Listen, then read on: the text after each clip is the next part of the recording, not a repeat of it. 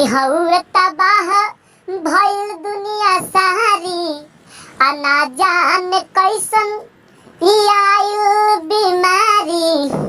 हर एकर चलते भौजी कहस, हर एकर चलते भौजी कहस आरु कल बियाहवा तरोवत बैठ के आ बहरा में दूल्हा। हरे रोवत बैठ के आ बहरा में दूल्हा कि भाभी समझावस बाकी लोर नहीं रुके। हमारी करवटिया रोजा सुत जाले भूखे। हर भाभी समझावत बाकी आलोर नहीं रुके। हमारी करवटिया रोज असुत जाले भूखे।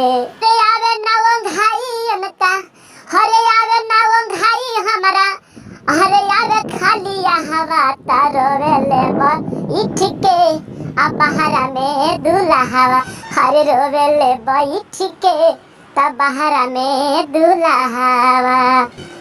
हरे मुँह पर के लड्डू छीनले हलस कोरोनावा।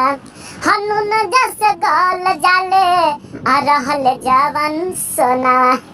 हरे मुँह पर के लड्डू छीनली हलस कोरोनावा।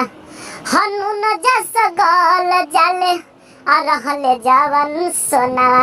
हर काट के चानी सोचले, हर काट के चानी सोचले अब हेट भइल ना फुलहवा तारोवेले बैठ के आ बहरा में दूल्हा। तारोवत बैठ के आ बहरा में दूल्हा।